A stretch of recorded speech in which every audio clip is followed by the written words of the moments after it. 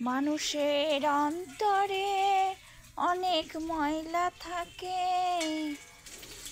পরিষ্কার জলের অভাবে তা নর্দমায় পরিণত হয়।